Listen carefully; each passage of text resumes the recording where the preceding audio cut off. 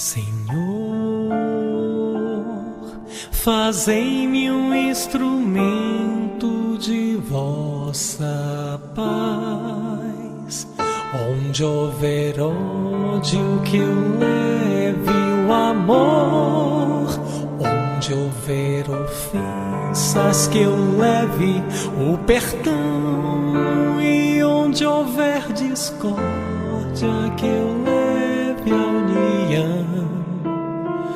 Onde houver dúvidas, que eu leve a fé. Onde houver erros, que eu leve a verdade. Onde houver desespero, que eu leve a esperança. Onde houver tristeza, que eu leve a alegria. E onde houver trevas, que eu leve a luz. Oh, Mestre, fazei que eu procure mais consolar que ser consolado, compreender que ser compreendido, amar que ser amado, pois é dando que se recebe, é perdoando que se é perdoado, e é morrendo que se vive para a vida eterna. Olá, queridas amigas, queridos amigos, que prazer, que alegria estarmos aqui nesse espaço virtual, juntos, sem sombra de dúvida, apesar do distanciamento necessário para o momento, mas continuando, graças a essa bendita ferramenta que nos foi ofertada, à humanidade por Deus Pai, que são as mídias digitais, a internet, que tem tanto auxiliado, a todos nós na continuidade de nossas tarefas, principalmente nós espíritas, na continuidade dos nossos afazeres, das nossas atividades de cunho religioso. Então, reforçamos, é uma alegria imensa, agradecemos a oportunidade da casa, do Centro Espírita Hermelinda Lopes, na pessoa do diretor do seu departamento de comunicação, pelo convite, e pelo espaço, realmente, de podermos compartilhar reflexões com vocês e certamente congregarmos de energias que irão veicular em nossas mentes e corações, na esperança de que estejam todos bem, com uma saudade imensa de todos, amigos e amigas, mas certos também de que em breve, se assim executarmos o caminho, nós iremos nos reencontrar materialmente falando, pois que, sem sombra de dúvidas, nossas reuniões espirituais se dão em todos os momentos, em todos os dias. Enfim, hoje para mim, hoje para você, hoje para todos nós, iremos refletir um pouco sobre uma orientação, uma perspectiva que o Paulo, o excelso apóstolo dos gentios, dá na Epístola aos Filipenses, na carta aos Filipenses, como quisermos chamar, no seu capítulo 2, no versículo 5, onde Paulo diz o seguinte: tenham a mesma atitude demonstrada por Cristo Jesus. Essa é uma frase do Paulo que tem um impacto muito grande e tem uma dimensão de reflexão muito grande, e neste momento que estamos vivendo, ela nos vem com uma importância que já possuía, mas uma importância muito mais forte para refletirmos realmente as dimensões de nossos atos, de nossas ações, e as escolhas das nossas vidas. Então a gente vai juntos, né, nessa união de energias, refletir um pouco sobre essa passagem dos Filipenses, aos Filipenses, que o Paulo escreve, né? Mas aí nós gostaríamos de começar, antes de diretamente refletir sobre a frase do Paulo, de rememorar, porque é algo que está escrito um pouquinho antes, um trecho do Evangelho de Mateus, no capítulo 13, os versículos 2, 4 a 30, onde Mateus narra uma parábola, uma fala de Jesus, portanto, que muitos de nós certamente conhecemos e que vem muito a calhar neste momento que estamos vivendo e que tem uma relação direta com essa frase que o Paulo elucida. Nesse trecho do Evangelho, Mateus narra para a gente a parábola do joio e do trigo, que de forma resumida, né, não vamos trazê-la de maneira ilípsere, mas trazer o conteúdo, a essência da mensagem apenas. Jesus trazia a reflexão de um senhor, de um dono de terras, que houvera plantado boas sementes de trigo, e que no momento do sono, onde repousava não só ele como seus trabalhadores, veio um inimigo seu e plantou entre as boas sementes ruins, ou sementes do joio. E aí, ao longo do crescimento, foi-se observando que haviam essas duas plantas, havia plantas de sementes de trigo brotando e sementes de joio brotando. E aí os servos daquele senhor vão de encontro a ele, questionando se eles deveriam arrancar aquele joio naquele momento. E aí o senhor responde que não, para que não ocorra nesse arrancar das sementes do joio, dos ramos, das ramificações da semente do joio, que também arrancasse junto o trigo.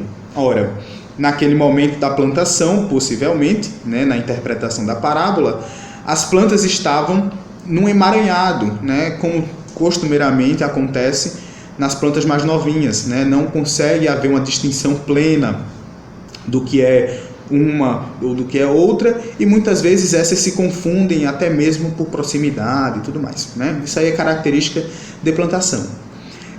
E aí ele recomenda que se aguarde o crescimento daquela plantação para que aqueles responsáveis por ceifá-la, por retirar, enfim, por colher, consigam, depois de já crescidas e de certa forma distinguidas, eles consigam observar aquilo que é joio, aquilo que é trigo, e consigam realmente fazer essa separação, aglutinar, como o próprio Jesus fala na parábola, aglutinar em feixes o joio, cortá-lo e jogá-lo ao fogo.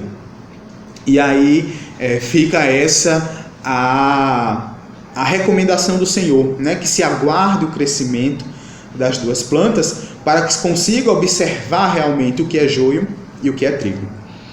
E aí, neste momento que estamos vivendo, onde somos todos, indistintamente, a gente consegue observar isso de maneira muito clara, o convite é global, a todas as nações, a todos os povos, a todas as classes, a todas as raças, enfim, a todas as pessoas, somos convidados a fazer reflexões, porque estamos experienciando uma pandemia ocasionada por um vírus, proveniente ali do reino animal, dos animais não humanos, e portanto, somos convidados a diversas reflexões, fomos, de certa forma, obrigados, em maioria, a estarmos em reclusão no lar, num convívio intensivo com aqueles que nos estão ao redor, coisa que costumeiramente nós não fazemos, e também um convívio mais direto conosco, no dia a dia, na volatilidade dos nossos atos, das nossas ações.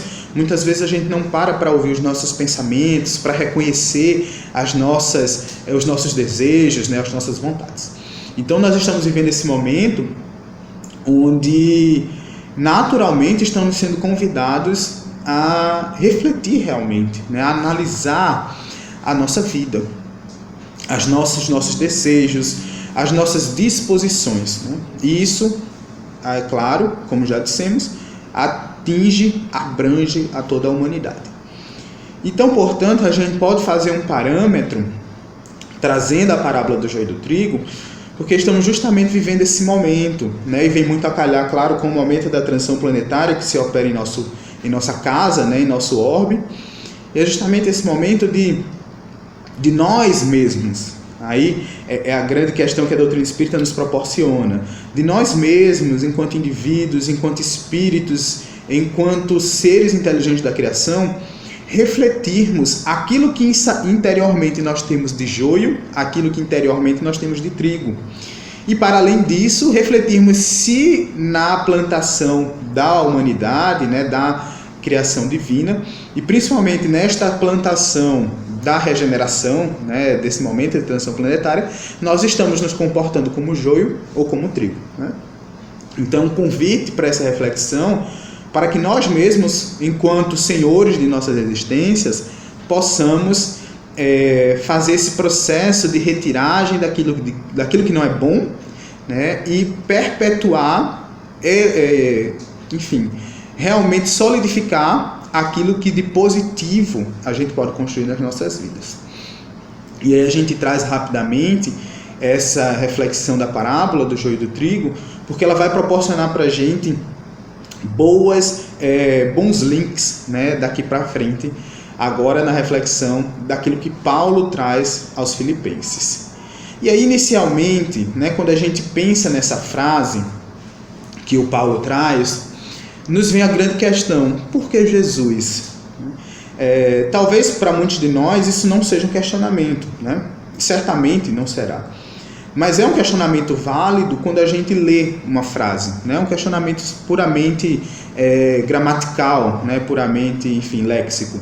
Quando a gente tem figuras, né? Enfim, personalidades em frases, em orações, a gente sempre questiona o porquê da referência a essa pessoa, né? E aí Paulo traz Cristo Jesus, né? Na figura de sendo aquele no qual nós devemos nos espelhar em atitudes. E aí nós precisamos nos questionar no sentido de qual é a proposta que Paulo faz para a gente nessa frase, né? E aí, para elucidar, para a gente poder ir entendendo, né, essa oitiva que o Paulo nos faz, a gente recorda a questão 625 do Livro dos Espíritos, esta que todos nós conhecemos como sendo a resposta mais curta de toda a obra, né? Quando Kardec questiona qual o tipo mais perfeito que Deus já ofereceu ao homem para lhe servir de guia e modelo. E aí, de maneira muito clara e direta, os Espíritos respondem: Jesus.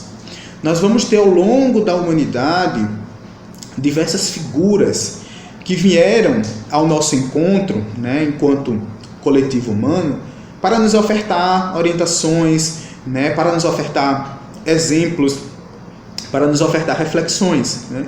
Mas nenhuma delas foi tão impactante, tão plena e tão íntegra quanto Jesus.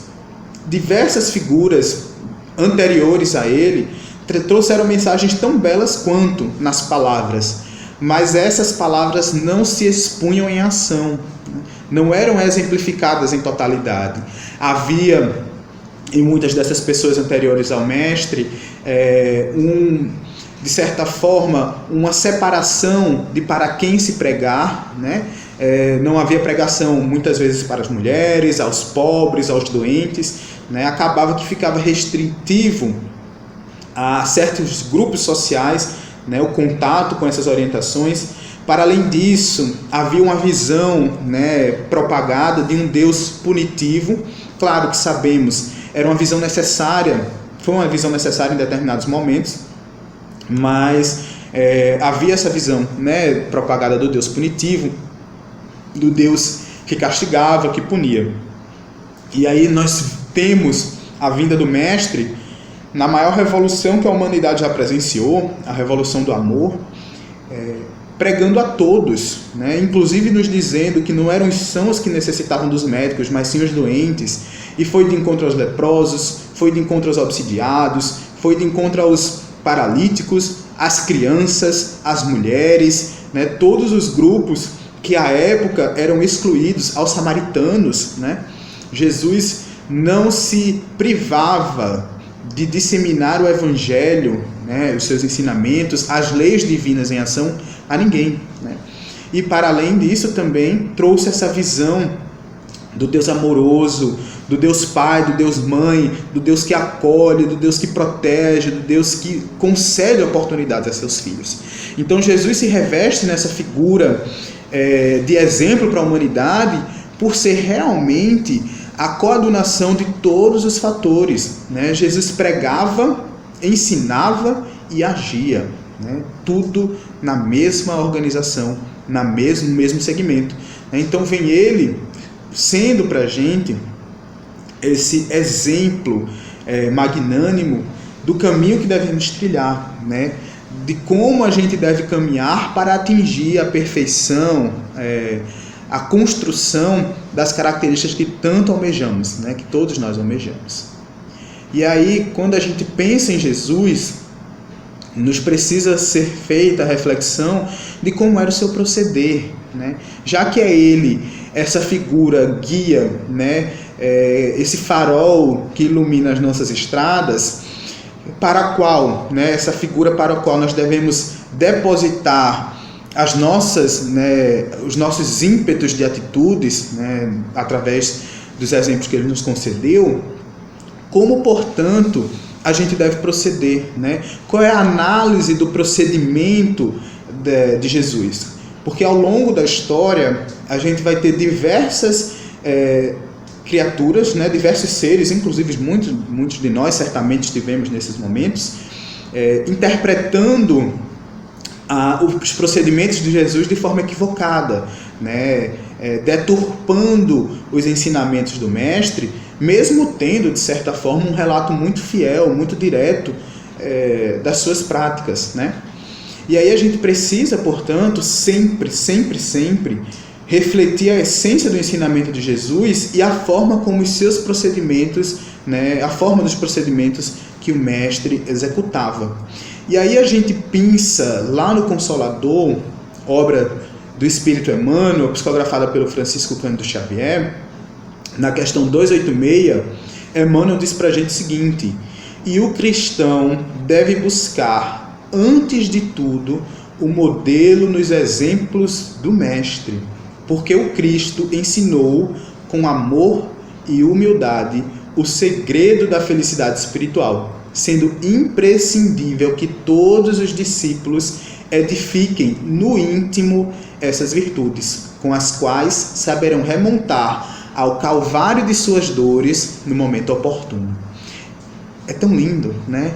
É tão lindo a gente ver a dimensão do ensinamento de Jesus. É tão magnânima, essa oportunidade que temos de rememorar o Evangelho, o cristianismo, na sua pureza, na sua essência, e nos aproximarmos, né, àquilo que é de proposta, essencialmente, né, que o Cristo nos trazia. E aí Emmanuel vem nos convocar, principalmente a nós, os cristãos, né, enfim, que atribuímos a Jesus esse papel tão potencial em nossas vidas, né, que nós devemos pautar os nossos atos sempre pelos modelos do Cristo. Tínhamos uma grande colega que já retornou à pátria espiritual, onde ela dizia sempre: na dúvida, vede Jesus. Quando nas interrogações, nos questionamentos, lembra Jesus, porque só essa lembrança já vai preencher as nossas almas de uma certeza de como devemos seguir, mas uma certeza firme nos bons atos, né? Tem uma canção belíssima, que inclusive vou encaminhar o link ao nosso diretor para ele compartilhar com vocês também. Quando penso em Jesus, de Cacau Barros, lá de Minas Gerais, que ela reflete muito essa essência, né, do pensar no Mestre e preencher-se de todos esses bons sentimentos E naturalmente, quando essa imagem do Cristo está na nossa mente, os nossos atos se tornam muito mais concernentes aos bons propósitos, né? A gente tem um exemplo muito claro disso, que é a época onde nós rememoramos, apesar de não ser a data precisa, né, nós bem sabemos disso, mas a época em que rememoramos o nascimento de Jesus, né? E é de conhecimento e de sentimento geral, global, de que é uma época em que a psicosfera da Terra, a energia do planeta muda, né? As pessoas passam a se cumprimentar, eventualmente os desafetos dão uma trégua, né, nas brigas. Então, só a imagem do Mestre, só o pensamento voltado a Jesus já muda completamente o nosso panorama, né? Então, Emmanuel nos traz essa orientação, né? E aí, outra reflexão que muito nos proporciona entender o procedimento de Jesus é a famosa, né, das mais famosas questões do Livro dos Espíritos, a 886, quando Kardec questiona o verdadeiro sentido da palavra caridade, tal qual Jesus entendia. E vamos ter como resposta do plano espiritual a benevolência para com todos, indulgência para com as imperfeições alheias e o perdão das ofensas. As 3 famosas letras que nós congregamos e carinhosamente chamamos de BIP, né? O BIP 886, essa diretriz a todos nós, né, de como proceder. Porque se nós estivermos nesse caminhar de ser benevolente para com todos, de ser indulgente para com as imperfeições do nosso próximo, né, reconhecendo as suas faltas, a sua imperfeição, né, o seu caminhar de crescimento que eventualmente esbarrará em erros, e o perdão das ofensas, se nós tivermos, né, em execução dessas 3 características, certamente estaremos unidos aos propósitos do Evangelho, pois, né, como a caridade é o amor em ação, né, é a atitude de amar, né, por o amor em execução, essas 3 atitudes, essas 3 ações que os Espíritos nos recomendam, né, desdobram como sendo o entendimento da caridade de Jesus, deve também ser entendido como a execução do amor, né? E automaticamente, por estar vinculada, né, diretamente a essas 2 outras ações, também se tornará a execução plena da justiça. Não à toa, a última lei moral que Kardec destaca no Livro dos Espíritos é a lei de justiça, amor e caridade, né? 3 características juntas numa só, porque elas não conseguem estar separadas umas das outras, desde que, claro, se estejam em execução, né? Se eu sou uma pessoa plenamente justa, eu preciso e estarei sendo uma pessoa plenamente amorosa e plenamente caridosa.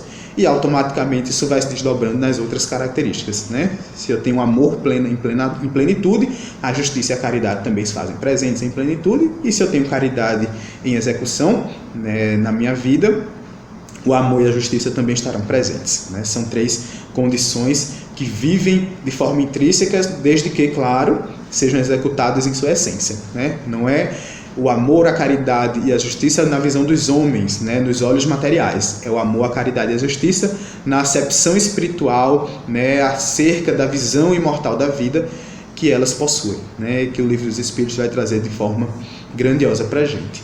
Então nós temos na caridade, né, nessas ações que a espiritualidade nos traz, esse sublime proceder que Jesus executou no seu apostolado, no seu ministério, e que nos fica de convite, né, a todos nós, para que executemos, né, e automaticamente estejamos próximos, né, a essa atitude que Cristo Jesus possuía e que é para nós o norteador do nosso segmento, né, do nosso caminho evolutivo. E aí nós precisamos compreender, né, esse amor e caridade, como já dissemos, como sendo esse complemento, né, da lei de justiça, sendo a união de todos esses fatores, pois só assim nós iremos construir uma sociedade igualitária, de forma, né, que trate seus cidadãos de forma equitativa, que as divergências vão existir, claro, mas sejam tratadas de forma natural e que consigam ser entendidas, compreendidas e ajustadas, né? que nós não tenhamos, né, quando atingirmos essa característica, não iremos ter mais as brigas vãs, né, os duelos, que apesar de não termos mais naquela condição de antigamente, ainda está presente de algumas formas em nossa sociedade, né? Então é um caminhar que todos devemos trilhar, que começa no foro íntimo, né? Mas que quando se desdobra automaticamente, né, depois da construção intimamente, quando ela passa a se desdobrar por externo, ela vai conduzindo uma melhor atitude, uma melhor construção social.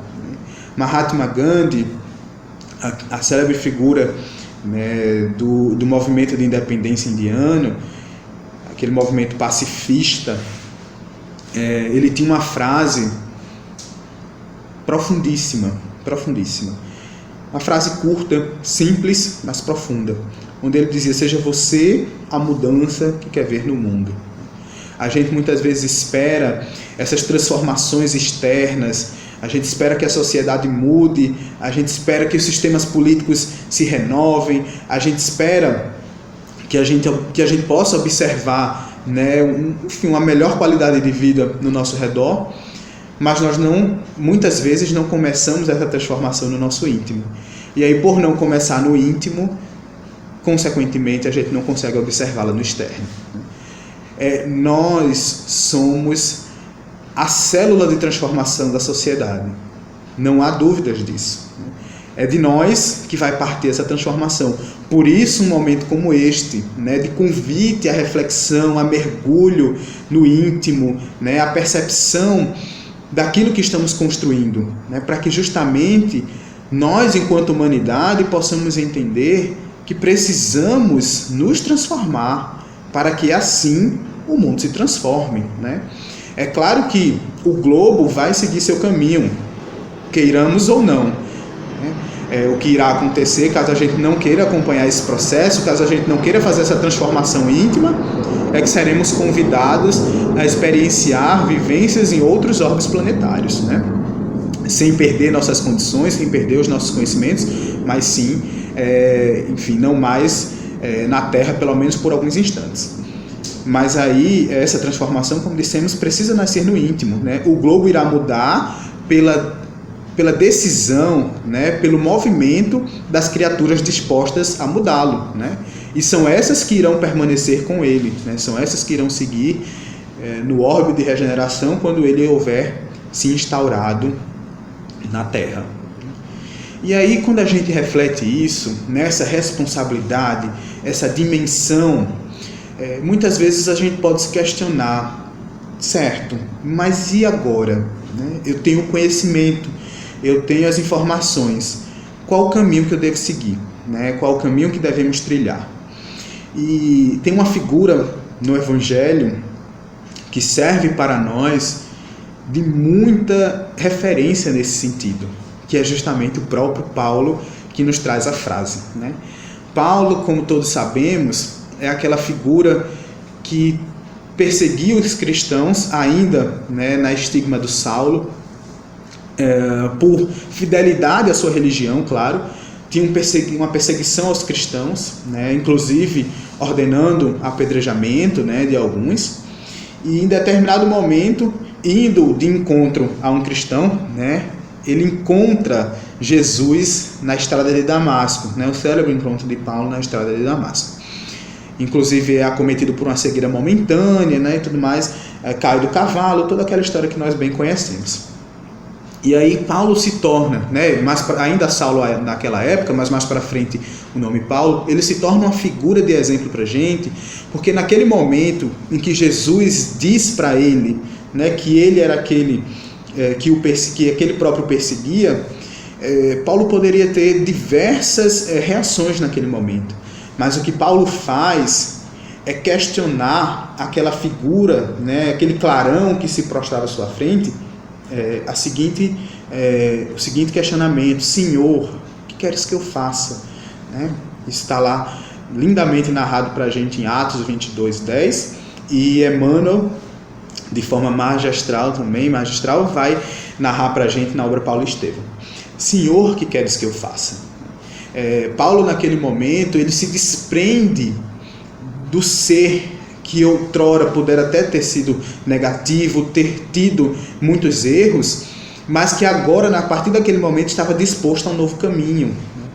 E é isso que nós devemos ter como exemplo, que nós possamos ter esse desprendimento do nosso eu do passado, né? Claro, não desprezando o nosso eu do passado, não é isso, né? Que a gente saiba se valer dele, dos ensinamentos que ele nos proporciona, das reflexões que ele nos traz, mas que a partir disso a gente se desprenda dos nossos erros e se disponha a um novo caminho, né? A gente se coloque a essa nova estrada que Jesus nos convida a partir do momento que temos contato com ele.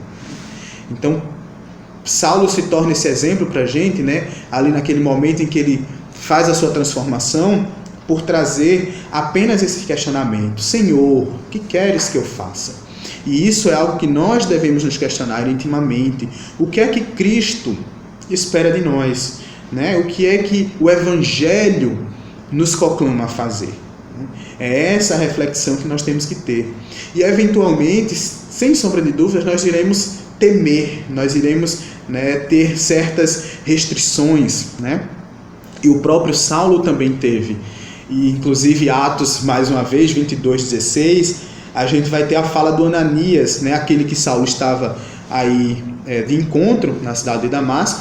E aí Ananias certamente deve perceber em Saulo, ainda naquele momento Saulo, né, certas restrições, certo temor, né, acerca do que viria à frente. E aí Ananias questiona Saulo, e particularmente posterior aos evangelhos, essa é da frase que mais nos impacta, porque Ananias questiona, né, e agora? Por que te detens?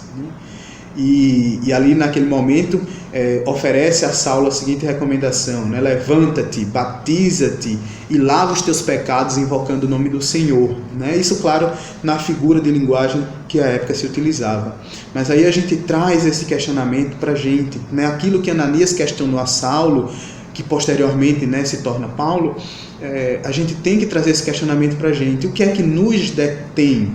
O que é que ainda nos impede de seguir Jesus nas nossas vidas? O que ainda nos impede de nos transformarmos, né, no dia a dia? Muitos de nós poderemos até levantar certos questionamentos e dizer: para Saulo foi muito fácil, né? Jesus apareceu para ele.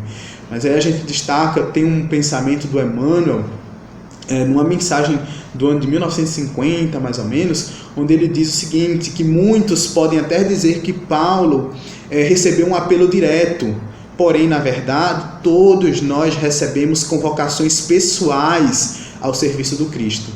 As formas podem até variar, claro, mas a essência ao apelo é sempre a mesma. O convite ao ministério chega às vezes na maneira mais sutil, inesperadamente, e a maioria de nós, porém, ainda resiste a esse chamado generoso do Senhor.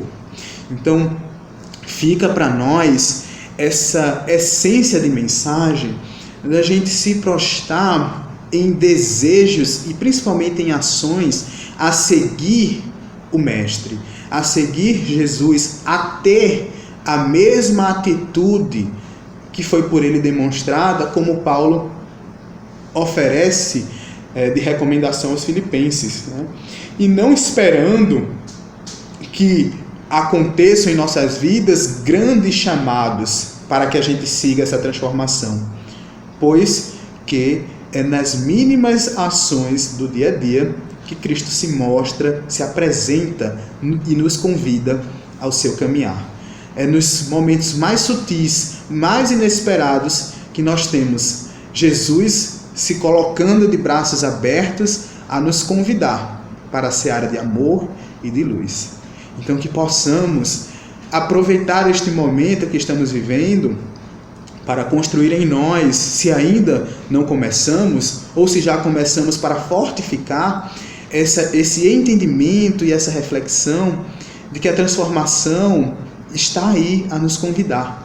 E basta que nos esforcemos de foro íntimo, sem penalidades máximas, sem autoflagelação excessiva, apenas seguindo o caminhar que Jesus nos proporciona, buscando dia a dia a transformação. E assim como Kardec elucida no Evangelho segundo o Espiritismo, quando nos traz a orientação do que vinha a ser o verdadeiro espírita, que a gente possa